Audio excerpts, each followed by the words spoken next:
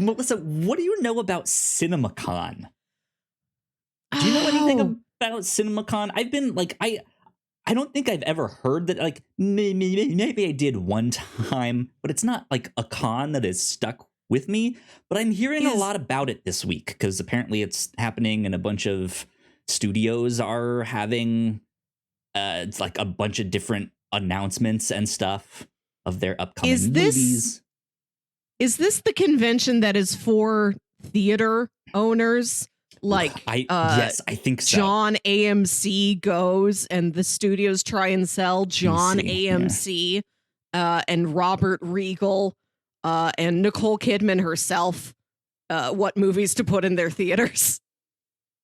They show movies. I know this is often one of the first places a movie is shown is at the special cinema owners convention. Is this the thing you're talking about? About CinemaCon. I'm looking it up because I don't know specifically, but I think that is. You just heard words, wrote the words down, asked if I knew what the words meant. Well, I'm asking you because I'm hearing a lot more about it than I have in years past. Like, I don't think I've heard about it in years past, but it seems like a bunch of movie studios are making a bunch of announcements, potentially talking about what they're working on, maybe a new trailer or some behind the scenes. It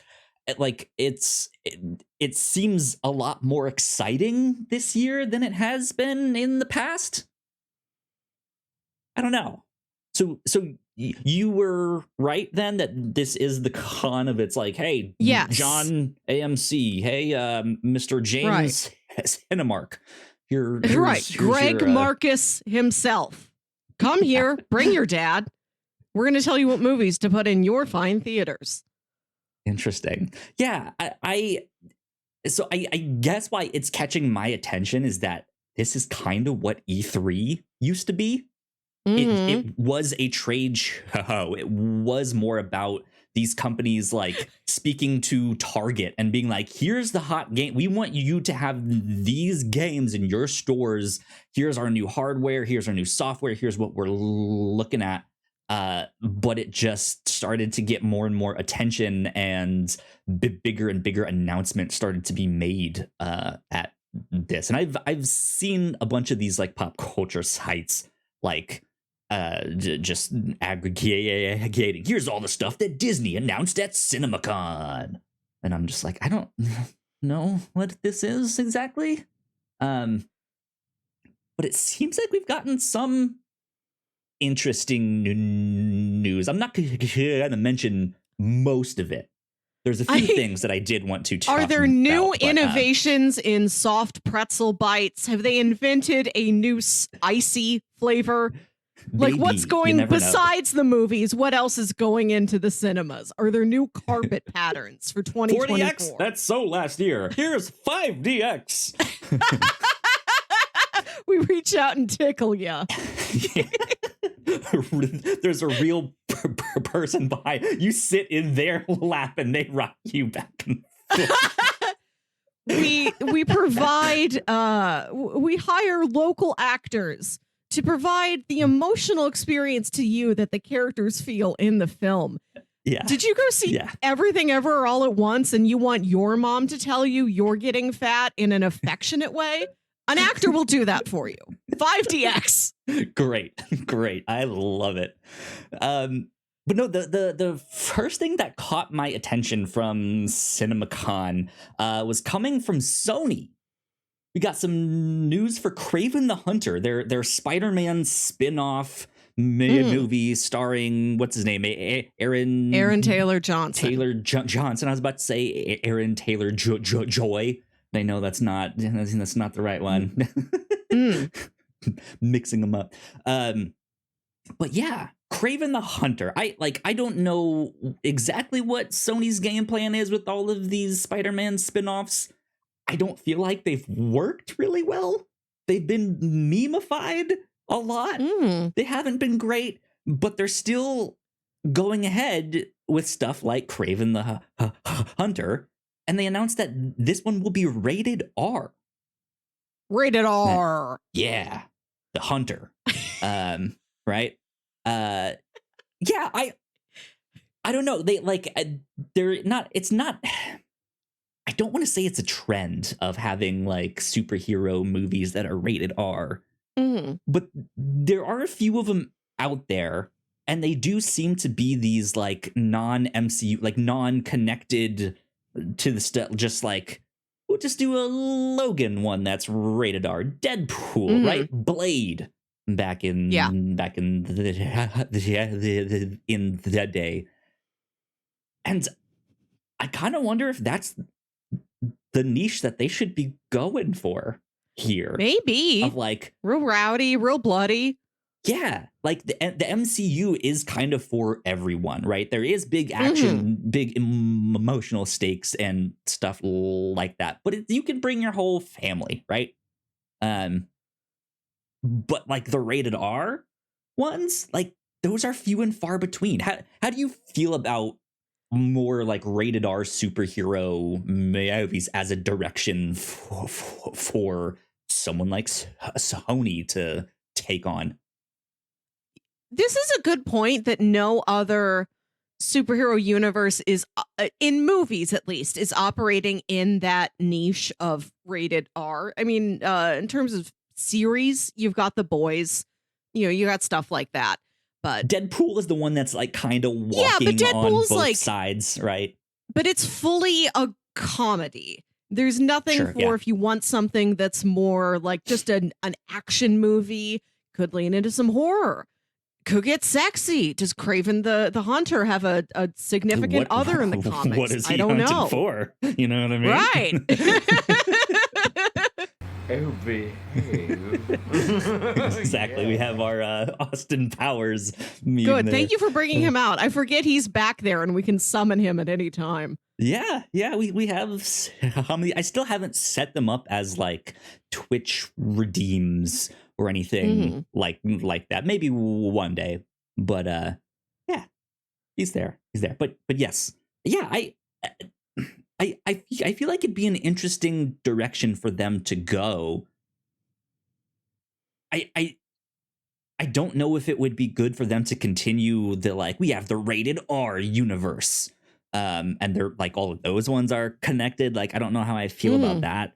But I do think there is something because Logan is incredible. I loved that one. That's like I think my favorite X-Men related movie. X-Men adjacent. Yeah.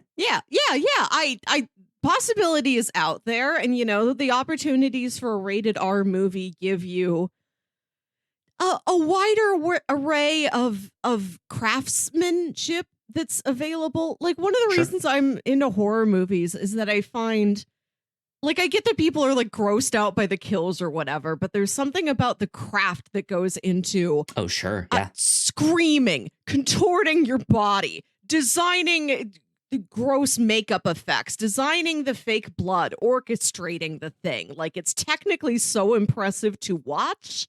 Yeah. And I like that a rated R movie could like add all those crafts in there, show us some steamy things. A rated R can be made out of many ingredients. Yes. Yeah. But I don't know if this means that we'll see Tom Holland as Spider-Man in that one or not. Who knows? But yeah, I'm interested in that, to say the least, for sure. And now has my attention more so than it has before. But I'm still just like, I don't know, you guys. What are you doing? I don't know. I was thinking about what if you took unsuccessful movie franchise universes and tried to see if combining them would make them greater.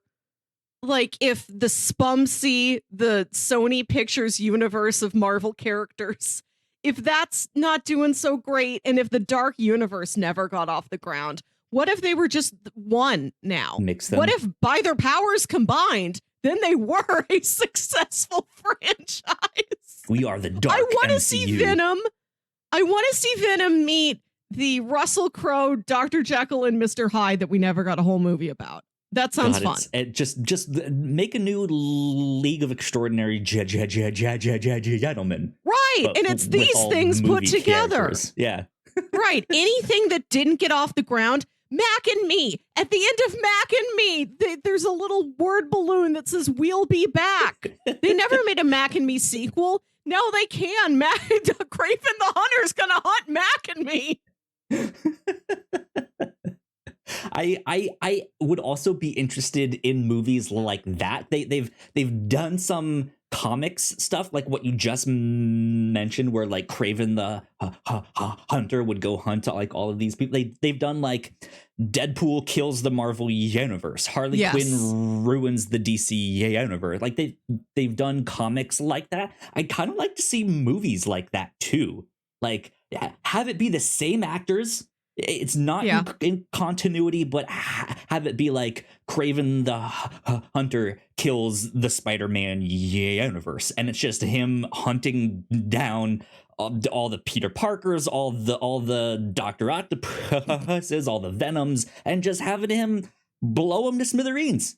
I think that'd be so much fun. But yeah, you could do it with the just like, okay, now he's hunting Marley and Me. Like right? Kraven T. Hunter hunts the entire Sony Pictures catalog. Exactly. He fights James Bond. Exactly. So much fun. So much fun. But in other CinemaCon news, Beetlejuice 2 apparently seems to be back in the works here. Yeah. Beetlejuice. That summons 6 of him.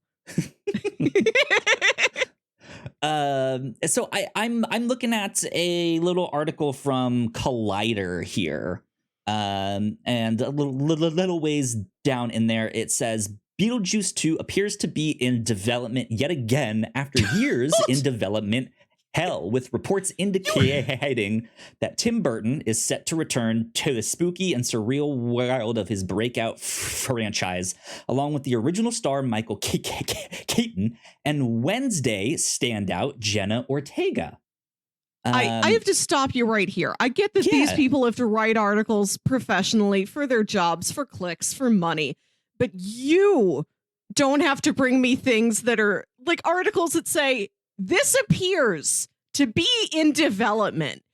We heard that somebody said the word Clayface to somebody else, so we think Clayface is the villain in Batman 2. This is more so coming out of CinemaCon. Okay. And if you believe like this that is concrete enough that we discuss it at this juncture, we may proceed. I just think it's funny you keep bringing me like just wisps of smoke. Oh, I mean, yeah, it's still like they still haven't made this yet. There's no trailer. There's no release date. They're hoping to go into production this summer. But that is a more concrete thing than like, hey, guys, the creator once said one time like 3 years ago that he would kind of like to do a story about this one character. So could it be? Yeah. Right? Yeah. It's not that. This seems to be much more official that it is back. And I think the thing that is interesting to me is that it's with the Wednesday star Jenna Ortega. I don't know if that I'm assuming that means it's a new character and she's not playing Wednesday, but I think that's interesting. This is what we were talking about before. Let's just smush them together. Right? Sure. Yeah. But I think with her success on that, I think she would be a good fit for something like Beetlejuice. Yeah.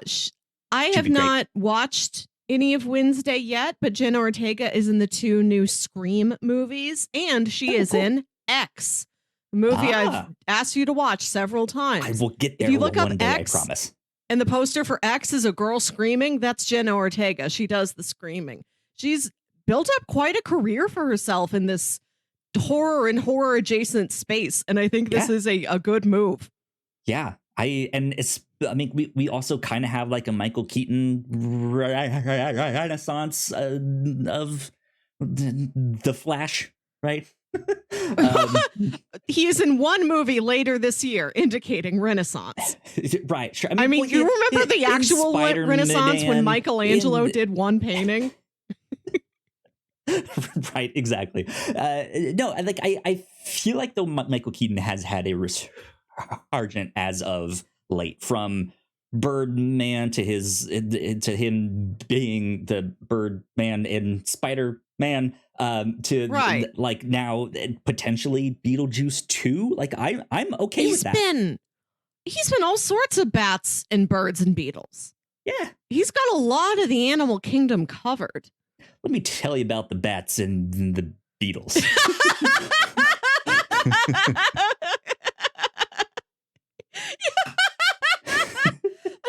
I picture you with a child. Before you ever introduce to them the concept of the birds and the bees, you put the little kid on your knee and you're like, child, there's Spider-Man. I'm going to teach you about the Blues and the Beatles. Here's a Blue Beetle comic book. He's Booster Gold's friend. Exactly. But yeah, I think because you and I covered Beetlejuice over on the review show, our other podcast, this past year, I think, right? Or was that 2 years ago? That was 2021. 2 years ago then. Yeah, year and a half. And yeah, I think one of the things that you and I wanted was them exploring that kind of dead world, like that side of things, just a little bit more. So I would love to see Beetlejuice be explored a little bit and see what else is in there. What has he been up to for this whole time? Right. What the fact that they're bringing Michael Keaton back to play him, certainly a sound choice, but also opens the door to, okay, so Beetlejuice ages? How old is Beetlejuice? I mean, how does he live? Though, like, he might not. I mean, he's going to look some older. If they got him to look exactly the way he looked in like 1989, way to go. De-aging a dead guy. Right. They get the like Harrison Ford de-aging stuff, and he's like, "Oh, I feel younger already." Mm-hmm. Man, yeah, I think that would be a lot of fun. I hope this is about CinemaCon. Please continue. Exciting? No.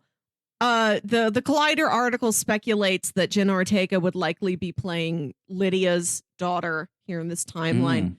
I would love that if she grew up with her mom's tales of the experience with the dead, of going to this afterlife, of meeting these and befriending these ghosts. I'd love if she just went over there and did like an internship. Like she's just writing a paper about it. There doesn't have to be an adventure or a mystery at all. It's just a serious academic look into the workings of the afterlife. It's exceptionally dry. Beetlejuice gets an intern. Yeah, that'd be interesting for sure. So last week here on the show, we did not get to everything that we had written down here. Some of which was a little bit from our cinema corner. Melissa, you went to a live showing of Wicked, live performance of Wicked. Yes.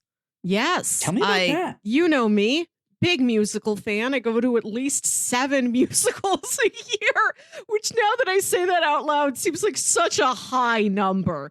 But that is the length of my local musical theater season here in St. Louis. Yeah. But Wicked, I've never caught because it's never been licensed for our city's theater. It's not licensed to be performed there. Like it's still huge. It's still the thing that like has its Broadway run, has its West End run, and like tours nationally. You know, there aren't like regional performances of it, I don't think. Yeah. So I'd never caught it before. A friend of mine, he entered the lottery to try and get tickets. He had an extra one. He gave it to me. So I was finally able to catch this thing. I've been interested in it since it first came out like 20 years ago. It's come through City on tour several times today. Last week, I finally managed it. Cool. That's good. That's like a serendipitous, like something you've been wanting to do for a long time. So that's good. It worked out very well. We got cheap lottery tickets. They were like $30. We're up in the balcony so we can like look down on all the action. It's a very tall show. I don't know if you've heard about this, but she defies gravity in one very notable point of the story. Is she riding a broom? She does. There you go. This was the only thing. I knew so little about Wicked. I realized that going in. I'm like, okay, it's a prequel. It's about Wicked Witch of the West and Glinda the Good Witch. And they're in school together. They're like roommates and friends. And then she sings Defying Gravity. Like, I truly did not know what the show contained. So all of it was a surprise. It takes place immediately before and up to and including Dorothy arrives. That's like happening in the background in the last couple scenes of the second act. I gotcha. That's interesting. It explains why everything exists the way it does. Like, she makes the Scarecrow and the Tin Man. Like, it explains all the stuff that I just took as verbatim. Like, all right, there's a Scarecrow. He comes to life. Like, I don't need more information about him. Like, I'm good. But it's packed with, it's trying to tell you so much. It's based off of a book. So it's trying to cram all this book detail in there. I have no idea what truly happened. So much is happening. I know I missed a lot. If you asked me to explain again what Wicked is, I would tell you what I told you before, that they go to school and they're friends. But also there's a goat man. Goat man. I'm trying to see. So I've read some of the like Marvel comic book adaptions of some of the Oz books. And I thought they were fantastic. Scotty Young does the artwork. The artwork alone is worth checking those books out for. But I don't remember a Goat Man in any of those. So Goat Man might have been new for the novel. I don't know. Like, is the novel also considered? Is it one of Frank L. Baum's No. novels? This was written this was written in like the 90s. Okay. Wicked, The Untold Life and Times, The Wicked Witch of the West by Gregory Maguire. I've never read it, but I've seen it in bookstores all the time. So I can tell you the full title and author name. There you go. Yeah, because I don't remember if any of those books were like prequel stuff or not. But there was some stuff in there that I thought was fantastic. I was like, oh, this was cool. I like this stuff. I've seen Return to Oz, so I know there's wheelers. There's like a living couch or something. There's a chicken. Like the chicken's great. If I wanted to get into the extended Oz world, I know there is much awaiting me, but like I just want to brush up against it and ogle at how weird it is and then go back to where I was. That's cool. So the one thing I knew about the show, the one song I knew was Defying Gravity, the big, huge one. They play it like in the commercials for when the show comes touring. Come to the Fox Theater, hear her sing Defying Gravity. So I was ready for this. I was looking forward to this. I somehow still underestimated it. Like the second she's up there on the broom, the black cloak like fluttering around, I wept. It reaches into this like real primal like child brain. Because like that's one of the first things you see. Like every kid gets shown Wizard of Oz. I don't even know if a family member puts it on for them. I think the universe does. Just some sort of natural primal force is like, okay, every human being, we're going to watch Wizard of Oz now. You're going to know it. So to see this thing that like you saw on TV when you were so little, and it's like such an iconic image, to see it like right there live in front of you. She's green. Her hat's pointy. She's flying around. That's it. That's exactly what I saw when I was like 3 years old. It's right there in front of me. Like this. I don't know if a lot of other live shows do that. Maybe like Beauty and the Beast or something. But primal forces at work if you go see Wicked. That seems like a great review. Primal forces at work. Put that on the poster, right? Mm-hmm. Cool. That's good. That seems like a lot of fun. For sure. And the Beetlejuice stage musical is coming to that theater in October. Ooh. I've yet to look into tickets. They may already be sold out. The Beetlejuice show is very popular, but I really want to try and get in there because I got to see those puppets. Yeah. I love puppetry. There's like sandworms on stage. I gotta see the effects of this thing. I gotta see this thing from a technical standpoint. I crave stagecraft. Good stuff. I think that'd be so that one's not a part of your like summer run. When does that end? No. Like September-ish? Okay, so the Muni, that is the local St. Louis outdoor summertime musical theater tradition. Big, beautiful outdoor amphitheater. They do 7 Broadway caliber musicals every year. I've gone to every show every year, like since I was in my 20s. I've gone like often in my childhood. It's one of the most core parts of my being, the Muni is. And then the Fox Theater is our local, like, it used to be a movie palace back in the day. It's this big, opulent theater. And that's where like the tours come through. Okay. Right. I got you. So like the Muni is like, these are local productions. They run it for a week. Right. And then so we've got our different levels here. Right. And the Muni you can go to for free or for very cheap. It's very affordable, the Muni. So I see almost everything there. And like, I never get around to the more expensive shows that come touring through the Fox, but I want to try and do that more often, especially for like brand new things or like really huge things that aren't going to get to Muni level for a while. Okay. Interesting stuff. Only thing that I watched this past week was Better Call Saul season 6. I'm done with the show. It's over. Wow. That show was incredible. That show was so good. This is what I have heard. Yeah, it's one of those things that after Breaking Bad and so many people being like, this is one of the best shows of all time, when they announced Better Call Saul, everyone was so skeptical of just like, what, a prequel about that guy? Like, he was great, but also like, we know where it ends up. Like, what's happening there? And then the show started coming out, and it was really good. And it just got better and better. And there's new characters that you didn't know that were involved, that were instrumental to like having things be where Breaking Bad starts. But then the final season here does some time jump stuff, and you get to see what happens to Saul Goodman after the events of Breaking Bad. And it's, I have to say, I thought the finale was incredible. This was a finale that I was trying to figure out what was going to happen. And it was like, at one moment I was like, that's it. This is the one thing that's gonna happen. I think I know. And then it would switch, and I'd be like, oh no, but he has to. That makes sense. It would do this. He like this at the end of the day. He is a dirt bag. He is a sleazeball. Like, he needs to just be a sleazeball. So this is the thing that would happen. But then nope, something else would happen. I was just like, I don't even know what's happening. Like I like it was just a phenomenal show. I cannot recommend it enough.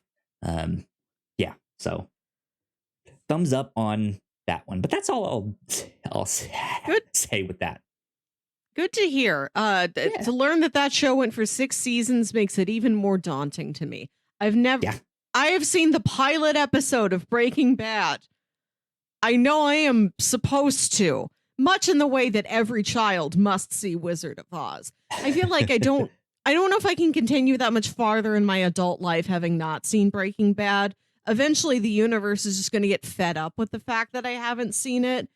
And it's going to eventually the Whatnauts will just turn into a Breaking Bad, Better Call Saul website where all we do is cover that stuff. Like, I know it is like Thanos, inevitable. And I don't even know how long Breaking Bad is, like 5 seasons. Like, that's like so much TV. Something like that. Yeah. Right. It's a lot. So people are going to tell me, oh, you have to watch it. And then I'm going to watch it. And they're like, oh, you got to watch Better Call Saul. You got to watch it. So now I have concerns. I'm very happy to hear that the spinoff prequel of the show went on for 6 seasons and was very well regarded start to finish. I am scared that now I have 12 seasons of TV that at some point in my life I will be expected to watch. Well, the good thing is if you watch it on your own time or something like that, it's not like how Lost was in the back of the day where this season is like 20 something hour long episodes. They only do the like shorter like 13 stuff. So each season is more manageable. But it's still just phenomenal stuff. So I know. This is what everybody tells me. It's not like I don't hear them. It is what it is. That being said, I think we should take a quick break for some housekeeping. And when we get back, Melissa, you wanted to talk about a Whatnauts activity book. I have a Duolingo debacle, and we have a trailer reaction to get to wrap the podcast up. So with that, I say we will be right back. Here at the Whatnauts, we make multiple different shows, and a lot of hard work goes into making them, so we would love it if you check them all out. If you enjoy our shows, patreon.com/thewhatnauts is the best place to show your support. For just $1 a month, you can get early access to episodes, and at our $3 tier, a Patreon-exclusive podcast, The Pilots Club. You can even get a shout-out and thank you on most of our shows at the $5 tier. And if you're one of our patrons already, thank you so much, it means the world to us. You can find out more information on our website, thewhatnauts.com, as well as your favorite podcasting platform of choice. When you type in the Whatnauts, all of our shows will pop up right there. Just don't forget to give us a nice rating and review if you like the shows. You can also find us on YouTube and Twitch for video versions of the shows, trailer reactions, and live streams. And lastly, we have merch. If you want to grab yourself a shirt or a hoodie or a mug or something else, head over to thewhatnauts.com/store to pick up some merch today. All right, we are back. A big shout out to all of our Patreon supporters once again. Thank you. Thank you. We love you guys a lot. On our for our Patreon exclusive Pilots Club podcast, we talked about Bob Patterson this past month here. And next month, we will be talking about the pilot of Moon Girl and Devil Dinosaur. I think that one's going to be a lot of fun, especially since over on the review show, we're also going to be talking about Spectacular Spider-Man in the future. So some good Marvel-related content, some cartoon content there. But yes, I'm excited to talk about Moon Girl and Devil Dinosaur on that one. Over on the review show, Melissa, Napoleon Dynamite is what we covered. Yes. You brought this one onto the show as you're like, hey, 5 years here at the Whatnauts. Yeah. So congratulations to 5 years at the Whatnauts. Woo! Thank you. Yes. My prize, my gold watch is that I told myself I was allowed to pick any movie I wanted and just insist to you that we do it. And I wanted to talk about Napoleon Dynamite. I played that card on that movie. Yeah. Yeah, I mean, it's a nostalgic favorite. We got to look back to see if like, hey, is this even relevant today? Do kids know what Napoleon Dynamite is these days? And yeah, that was a blast. We talked for a lot longer than I thought we would on Napoleon Dynamite. A lot to cover. Like almost a 2-hour episode. It was great. So go check that out. Right here on the Captain's Log last week, we got to talk about some Disney ghost hoaxes perpetrated by some review show alumni. Yes. As well as some Disney rides that were ranked by the LA Times. We had a blast. It was a good one. I think it's funny to imagine other review show alumni, besides the one who will go unnamed, listen to that other episode for the reveal. It's not it's not like the lady who directed The Love Witch also did a real witch hoax. It's not like she tried to convince people that The Love Witch really happened. But that was a lot of fun. Go check that out. And last but not least, over on the Reactor Corps, We have our reactions to the Yellow Jackets, episodes 3 and 4 up, as well as the second half of The Mandalorian season 3. That one was a blast to record with Ignacio. And then Melissa, this weekend, you and I are also going to be recording our reactions to Yellow Jackets 5 and 6 of season 2. So lots of stuff to be excited about and coming out down the road. But enough of all of that. Melissa, what's this activity book that you were ideating? So one of my most beloved, longest and dearest podcasts is Comedy Bang Bang, which I forced you to listen to an episode of during our pod swap. And they just put out a book. Brand new. I got this yesterday. Cool. And it's so blue that it's messing with the color temperature when I hold it up to my webcam. Right. This is a book written by, edited by podcast host Scott Aukerman. And the format of Comedy Bang Bang is that it is a talk show with some, real celebrity comedian guests, but mostly people playing very ridiculous improv characters. And a lot of the same characters will repeat over the years. Like the show's been running for like 14 years. Some people have been there for ages. They'll come by like once or twice a year. They've built up lore. Like anything anybody ever says is committed to the canon. Like there's so much wild detail in this podcast. So they have this book that's got all these little bits written by the improvisers, like in the characters that they do. I just got it. I've only been flipping through it. The contributor notes at the end of this book are one of the funniest things I've ever read. And it's just a short bio for everybody who wrote something. I can't believe they put that much effort into the bios. It's really hysterical. Here on the front of the cover, you can see Comedy Bang Bang, the podcast, the book. Introduction by Lin-Manuel Miranda. Rebuttal to the introduction by Weird Al Yankovic. Great. Preface to the foreword by Tatiana Maslany. Foreword by Bob Odenkirk. Foreword to the preface by Patton Oswalt. Preface by Jack Quaid. Good. But it's got like, there are games in here. Like there's like, I think a game, like a little board game you can play. Like get a piece. Cool. There's like a map. You can like move your piece around in here or something. There's all sorts of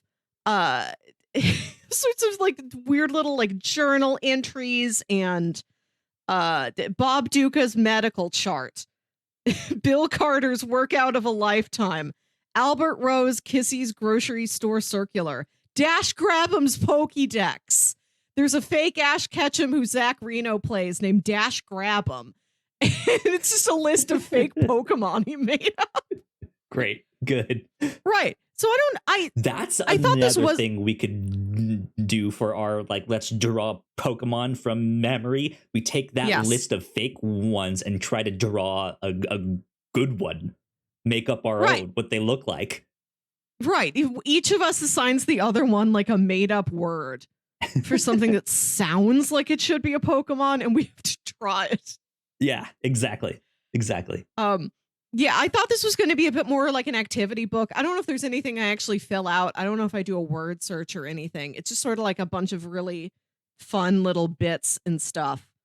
But it got me thinking, if there was a Whatnauts book, what do we put in our Whatnauts book? If it's a bunch of like little bits and doodads and activities and stuff like this. Oh man, you have to have some connect the dots. You need some good connect the dots of what? Like our rocket ship.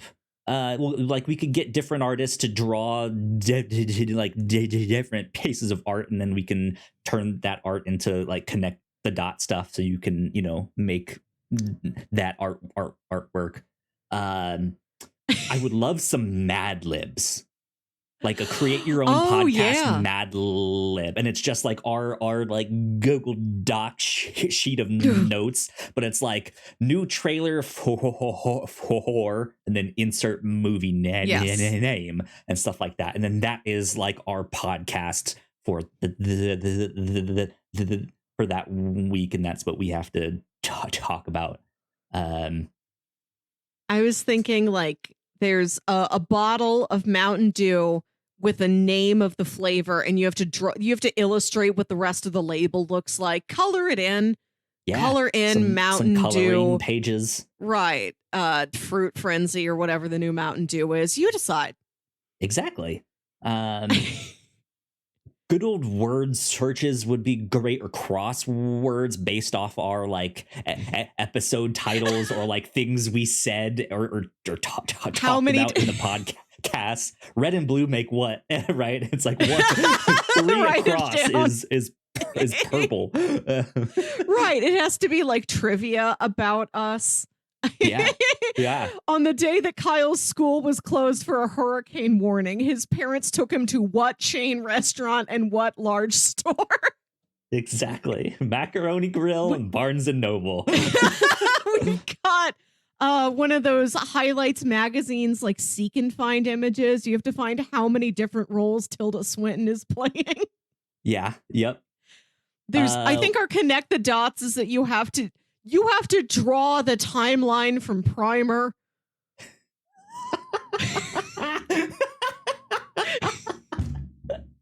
It's just a page full of dots.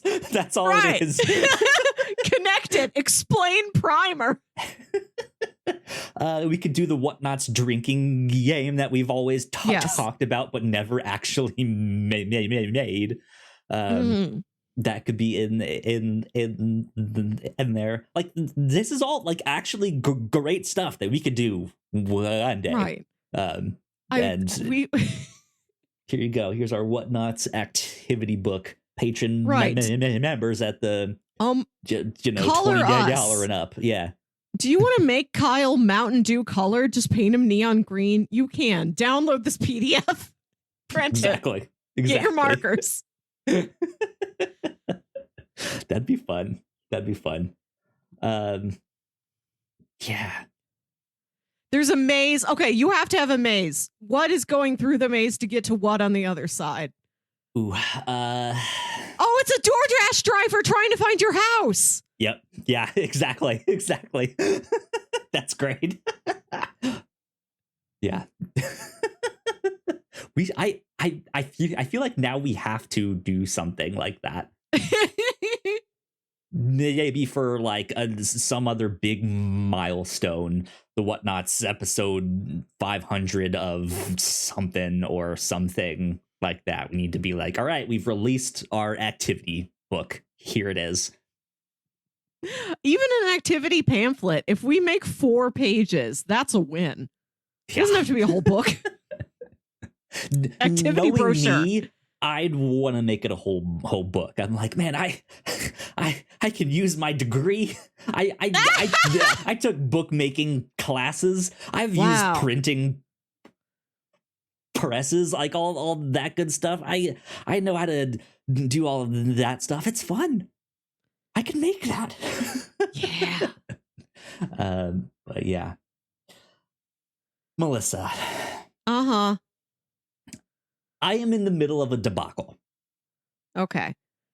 A Duolingo debacle, if you come to me with the most extreme words for all cases. A debacle, a shambles. We're in extreme times right now. We're in extreme times right now. So I was not expecting to talk about Duolingo on the podcast tonight. A couple of months ago, I just kind of on a whim was like, you know what? I'm going to start learning Korean. And so I downloaded Duolingo and I was like, I'm going to start. And then I think I had done it for like a week when I finally mentioned it on the podcast and was like, finally. I'm going to check back in on this in about 3 months. I think I would like to stick with it for at least 3 months and see how far I got. Right. Well, plans have changed, I think. I think what I might end up doing is extending that to 4 months and consider this the halfway point, because I'm on like a 60-day streak. So that's 2 months, right? So if you guys have, used Duolingo, you'll know that it is very gamified. I mentioned this last time I spoke about it. I've kind of gotten hooked into these leagues that it puts you in. Leagues. Every week you're in a new league. It starts out as a random group of people, and as you complete lessons, you get points. The more points you get, the better you do in your league.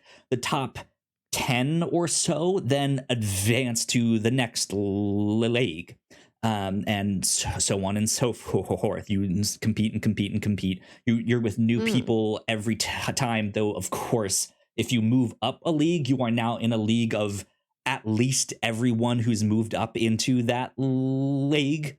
And so you just get so on and so forth. These leagues are something you can completely ignore if you want to. You don't have to pay attention to these at all. If you just want to do a lesson a day and that's it, right? But I've gotten hooked on them, and I want to win them all. And I thought it was gonna be like bronze, silver, gold, and then like a platinum, and that was it. No, there's more stuff beyond that. There is like a ruby league and a sapphire league. Wow. Right now, I have gotten up to the second to last league, which, if I'm not mistaken, I'm opening up the app here. I think it's the Obsidian League. Oh and my the final god. one is the Diamond League. Let me open up this. Are these Pokemon here. games? This sounds very Pokemon. Right. So it starts out with there's 1, 2, 3, 4, 5, 6, 7, 8. So I'm on the 9th league. There are 10 of them total. And I have been in first place for every single league. And I get to the Obsidian League here, and I get a bunch of points. And I think, all right, good. I'm in first place. Everything is going to be fine. Now, to give a little bit more context, I've kind of found an exploit that I can get a lot of points really fast. And so I've just been farming all the healthy points. choice puddings. Oh, yeah. Which is why I have decided then to extend my, let's check in again at the end of 4 months, because now I'm more concerned with winning these leagues than actually learning Korean. So I'm still not confident enough to form a sentence and say certain You can't ask me where the library is? No, I can do that in Spanish. Well, I can do that, and I never even learned Spanish. We all know how to say "Donde esta biblioteca," but I wanted to hear it in Korean. Dang. Right, but I'm not at that point yet, but I've gotten hooked on these leagues here. Every now and then, there is someone else who you can tell is wanting to compete in these leagues here. You have a rival trainer, right? But because of this little exploit that I found, I'm just annihilating them to the it's no competition at all. Melissa, I think I've met my match. I have 4 days left in the Obsidian League. My previous high score in a league was just over 10,000 points, which on average, maybe a winning score is usually 2,000, 3,000. Okay, and I had that is one good. that was they had gotten up to 6,000, and so I was like, no, you don't. Here it comes, 10,000, right? And I got into the Obsidian League, skyrocketed past everyone else. I spent a day thinking I was fine, and then someone puts a number of points on the board that I was like, oh, okay, you're one of those people, huh? Well, here we go. And again, skyrocket even more. This person has slowly but surely built up to not only get up to where I am, but pass me to the point that I've blown past any kind of record that I had. Right now, I'm at 16,000 points. In like a handful of days, they are right now at 19,000 points. So I am right now in the number two spot behind them. Here's the thing. When you create a profile in Duolingo, you can you can put little emojis by your profile picture. I've always had the grumpy cat emoji. I forget which one they had exactly. I think it was a flag. But as they caught up to me, I noticed that they changed their emoji to the poop emoji. And then as they started to go past me, they changed it yet again to the gold trophy emoji. They are talking shit to me. Melissa. That poop was directed to you. Yes. You're certain. I am certain. Here's why I now know I am so certain. Their profile picture was of their cat, who is a dead ringer for my cat, Onyx. But looks exactly the same. They then changed their profile picture to a different picture of their cat with a sign that has my name. What? It says Kyle. Yeah. Yep. They are picking a fight with me. You've developed an arch enemy. You've met your Joker, your Doc Ock, your Moriarty. On top of that, not only have you have your profile name that like displays to everyone, and then there's the one your account name for like when you like log in and stuff. They changed their account name from I don't remember exactly what it was to their Instagram handle. It says IG in capitals, and then the rest of the thing. So I knew it was them being like, "Hey, look me up." And so I don't have an Instagram, so I can't really look exactly. I can get that one like view of their profile, but the second you scroll, it's like, hey, sign up, blah blah blah. But they have their profile on lock, so I can't actually see it. But I spent all day today on Duolingo battling them. They were on all day too, and we were just going back and forth. They would get a bunch, and then I would get a bunch, and then they would get a bunch, and then I would get a bunch here. So they must also know this exploit that I'm using here to get all of these points as fast as I am, because they are keeping step and surpassing me. Which means they might work from home. They might be like a stay-at-home mom or spouse or something. I don't know. But now I'm upset that I might not win the Obsidian League. I might get second place. And I don't like that.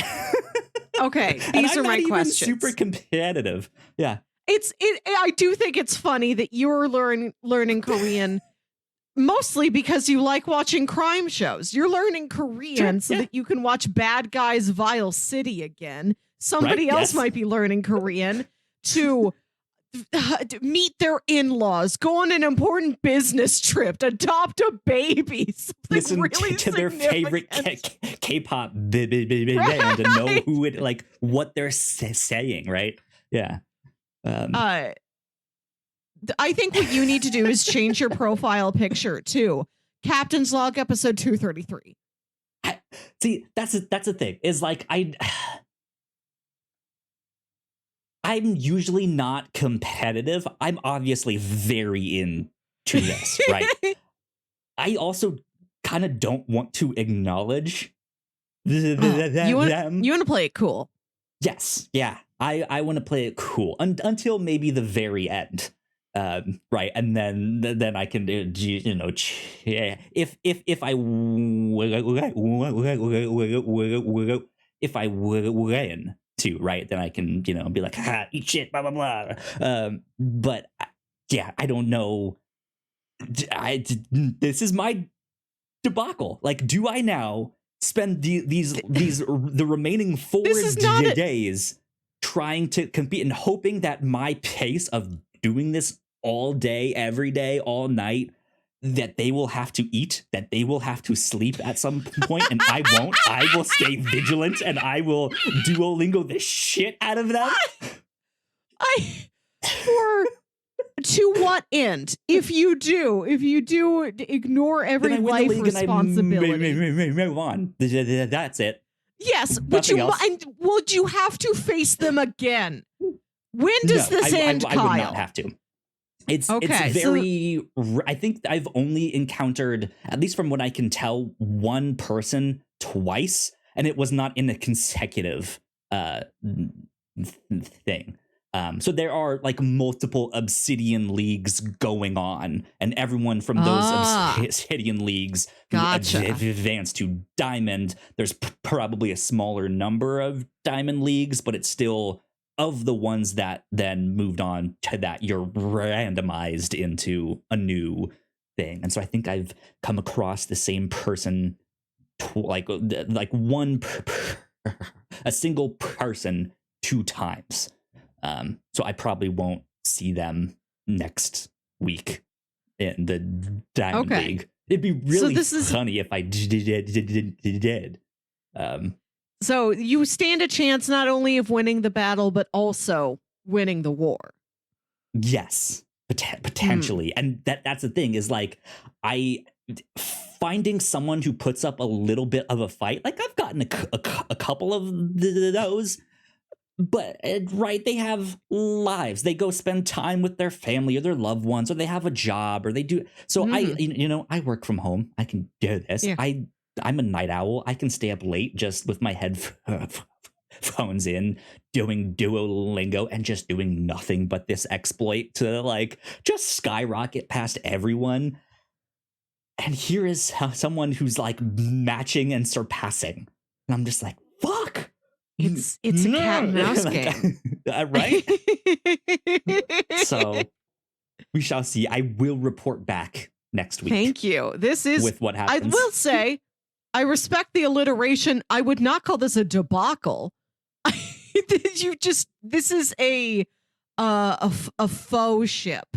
You've developed an enemy. Exactly. This is an arching. You have been arched. You have a monarch now. Exactly. Cool. Well, that's enough of that for now. To wrap things up, what we are going to do is we are going to switch over to the captain's log stuff. Actually, I should see if Reactor Corps. I should see if the Reactor Corps. I need to make sure that the Reactor Corps social is us. Yes, it is. Okay, good. I didn't want to hit the button for our socials to pop up and hi, it's me, Ignacio Rojas. Right? Yeah. Exactly. I love science. Back on that and studio mode. He's an electrical engineer. Okay, so yes, let me switch us over to the Reactor Corps here. To people, our cameras just froze for a tiny bit, but it should be catching up anytime. Right about now, here we are. Yes, so we have a trailer reaction to get to. I'm not going to say much more than that, except for it's for A Haunting in Venice. So I will, let's see, do this, and we are going to kind of treat this as an episode of the Reactor Corps trailer reactions. I'm just setting up things here. Cool. I think we are good to go and kick things off here. Welcome back to the Whatnauts Reactor Corps. We have a trailer reaction for A Haunting in Venice, today. My name is Kyle Springer. I'm joined by Melissa Wilkinson. Yeah, Melissa, this is going to be an interesting one for us to react to based on something you told me before we started recording. Yes. You put this in your to watch list, but you have no idea what this is, right? Well, I saw this trailer pop up on YouTube. I just saw a Haunting in Venice trailer, Warner Brothers Pictures. I added it to my watch. Oh, 20th Century Studios. What am I talking about? One of the gold ones. Sure. And I put it on there just because I love horror movies. I thought, oh, cool, new horror movie. Check out that. And then I saw that you put this trailer in our docket for topics to podcast about today. Like, Sure. Wait a minute, Kyle doesn't like horror movies. Why is this on Kyle's radar? You said you wanted to do a reaction to it. I clicked on the link, opened it up in YouTube. Now I can see one more sentence worth of details, and I see why you're interested in this. And I think I was wrong to believe this was a horror movie. Well, you're actually not. Yeah, I ended up watching this trailer earlier today based off a name that was involved. I'm like, let me just check and see. That was right. So let's go ahead and jump into this trailer here. Let me pull it up on screen. Let me get that full screen stuff going. Cool. I will count down from 3 and then we can go. 3, 2, 1, play.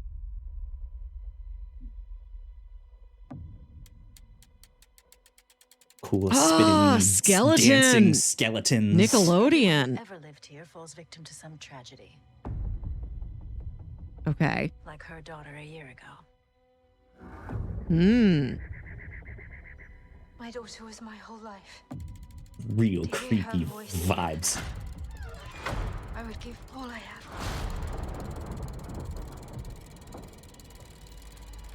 Creepy mask Good with a spooky tear mask. drop. Yeah. There's a lot happening. Someone wants to be heard. We are here. Wow. Is Venice They are. always the scary? Right? I like the seance vibes so far. This looks really neat. Just all these antique devices and statues and weird things. It's great. Ooh.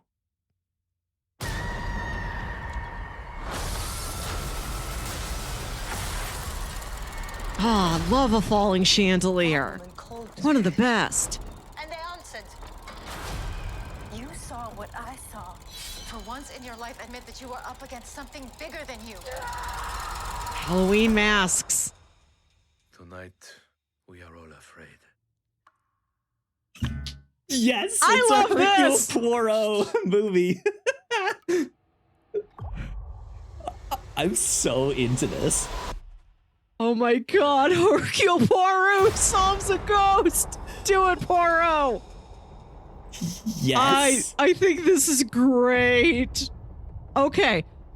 I had no clue that's what it was when I saw the little thumbnail on my phone, and then I had to click on it to open it up big on my computer screen, and I saw the unsettling supernatural thriller based upon the novel Halloween Party by Agatha Christie and directed by and starring Oscar winner Kenneth Branagh as famed detective Hercule Poirot. See, I saw that Kenneth Branagh was directing it, or he's at least attached, and that was the Directed thing that I was by- like, Yes.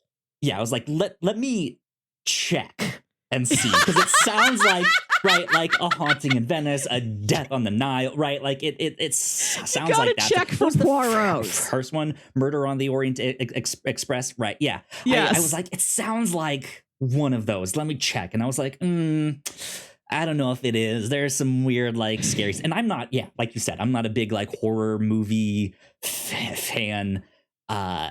And then he comes out at the end, and I was just like, yes, I knew it. I think this trailer is great. I can't wait to watch this in a theater with people who think it's just a regular horror movie, and then Hercule Poirot is there. What a twist! Trailers never have surprises like this. Here's the thing: it's like I liked Murder on the Orient Express. It was a fine movie, not the best, but it was good, right? Death on the Nile, I liked less. I didn't think it was great. I liked it a little bit more, I think. I liked Okay. that it did escalate the character of Poirot. Like, it didn't feel like just another adventure. It's there was progression of him. Yes.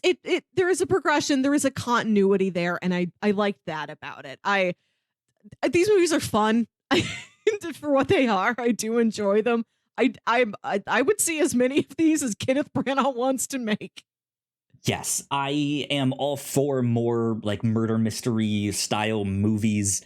I like them a lot. I think with the obvious success of these, they've made 3 of them now, alongside Glass Onion and Knives Out. I want more of these. These are so much fun.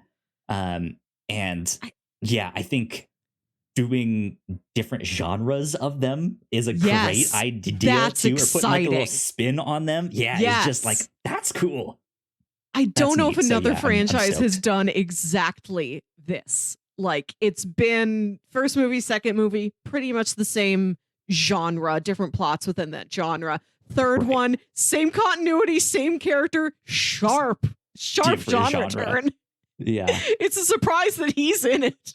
I mean, you could argue like Alien and Aliens as it goes from like horror to yes, action, but I love the 1-2 punch of third one scary. Right. Yeah. I am all in on this. I will be seeing this in theaters. And will be scared out of my mind because I don't like scary movies. September 15th. I gotta say, we've never seen that from Kenneth Branagh as a director, I don't think. I don't know his entire filmography. I don't think he's worked in this genre before. I look forward to seeing if Kenneth Branagh can scare me. I challenge you, Kenneth. At least not well known for this. Belfast, not scary. But yeah. I'm excited to say the least. Yeah, I see down here in the credits block. Directed by Kenneth Branagh, screenplay by Oscar nominee Michael Green for Logan. The ensemble includes some actors from Belfast, along with Tina Fey and recent Oscar winner Michelle Yeoh. Interesting assortment. Indeed. I love that these and the Benoit Blanc mysteries are just many people, just lots, just a whole cast. That's how it has to be an ensemble cast, and you get some unknowns, you get some well knowns, and you just have them eat up the scenery, have them chew it, chew. Exactly, just have fun. So I think this will be a good one. But yeah, I believe that is about it for our reaction to A Haunting in Venice. Melissa, where is that what it was? Did I get the name right? Yes, A Haunting in Venice. Not The Haunting in Venice, just one of many. A haunting. Yeah, there's a lot of spooky stuff happening over there in Venice. But Melissa, where can the people find you on the internet? You can find me on Twitter and Instagram at WilkyWit. That's WilkyWit. And listen to my other podcast, Saturday Morning Obscurities. There you go. If you guys would like to find me, I am at YoKyleSpringer on Twitter. And if you would like to stay up to date with all of the stuff that we do here at The Whatnauts, we are at The Whatnauts on Twitter. So please go like, share, and subscribe. You guys know the deal with all of that. Would help out a ton. Also, go check out one of our other videos right over there on that side. That helps us out a bunch too. But yeah. This has been an episode of the Reactor Corps, as well as the Captain's Log. You guys don't need to know. We will see you all next time. Bye. Bye.